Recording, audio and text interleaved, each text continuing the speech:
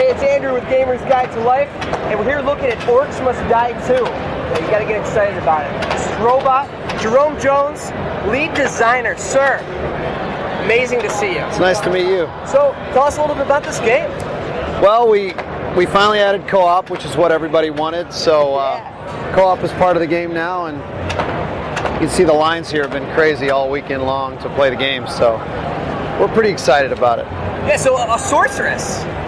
What's going on there? Well, the sorceress is part of the story, as from the first story. Everybody will remember her as the villain, but she's going to be working with you this time. We're not revealing too much of the story this time, but people will start to get tidbits of the story as we get closer and closer to release. But yeah, she's the second playable character in the game.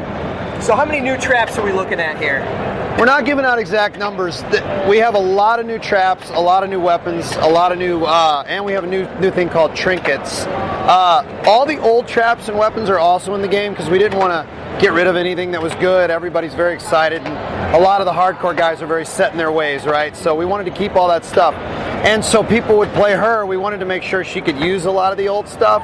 So there's no reason not to play her. She can use the flip trap and the spike, not the spikes, but she can use a lot of the same traps that he used in the first game. And then all the new stuff is a little bit more split up. Like she has some custom stuff, he has some custom stuff. And then we added trinkets this time, and trinkets are kind of, they come with a passive effect. So if you take a trinket with you, you get sort of a free ability or a free effect. And then if you use the trinket, the effect of the use is really big. It's more of a global effect. It's not like a weapon or something. It's something that does something that affects bigger things. Excellent. Well, I know my focus as a player, I would actually use traps more than I would the weapons. And I saw that most people really like to use a lot of the different weapons, like the lightning ring. For me, it was the wind belt. I really like the spring traps that would throw things into the environment. Do you guys have more of a focus on trying to environmentally destroy each individual orc?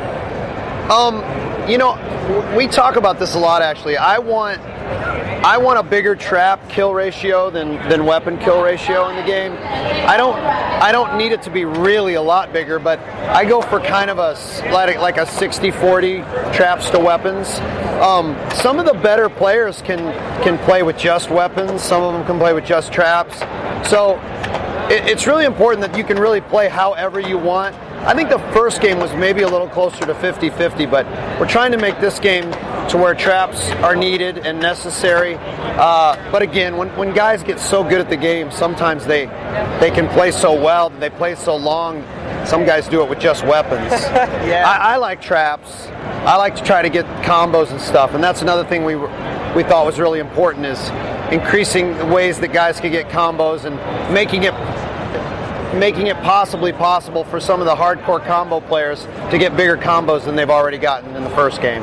Excellent. So with the implementation of cooperative mode, amazing by the way, how is it going to work when you go into, let's say, just a random level? Are they going to be separated? Is there a co-op campaign? Is there a single player campaign? No, it's all the same. So you can play the campaign single player or co-op. You can play any level single player or co-op. You can jump into my level and play with me. If you're on level 2 and I'm on level 12, you can jump in and play level 12 with me anytime you want. And it won't unlock your whole campaign for you, but we're not going to discourage people from playing with each other. So we just said let people play however they want. So you can play with me on any level I'm on, and I can play with you on any level you're on. Is the difficulty going to scale though? It seems to me if you've got 2 people on, especially the earlier levels, how is that going to work? Is it?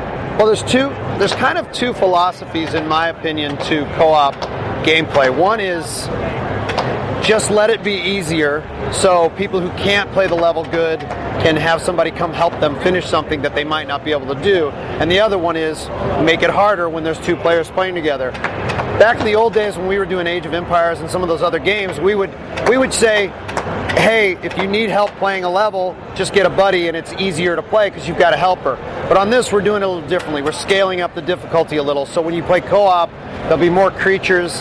The creatures will get upgraded to the next level. So like in co-op play, you'll never see a light orc. You'll see only bigger, heavier orcs and stuff. So that's the philosophy we chose on this game. Excellent. So, you personally, what's your favorite trap in the game? I get that asked all the time. My favorite trap is the boulder chute. the boulder chute's new in this game, and it comes off like an environmental trap, but there's some secrets about it later, but it's my favorite trap right now. And what, I guess just to wrap it up, what inspired you guys to do this kind of tower defense-esque game? It was a little bit accidental, to be honest. We had started to make another game at Robot, and we had big plans and big, bright eyes about a game we wanted to make that just didn't become feasible because time, money, resources. So we took what we had and we tried to figure out something that would be really, really fun. And we came up with a lot of ideas, but this one sort of rose to the top, and we started making it from there using the assets that we had initially planned for a much bigger game. And then it just took off. The gameplay was so fun, and we've been making games a long time, so we really we approached it the same way we made every game. We play tested, we really worked on the gameplay and the fun, and now there's so many hardcore players now. We have to do it. It's amazing. We have to do it the way they want it. We want to keep building those hardcore crowds. Well, when do you expect this game to drop? The official answer at this convention is just summer. So sometime this summer. Gotcha. Amazing. Can't wait for it. Orcs Must Die 2. We'll see more of it soon.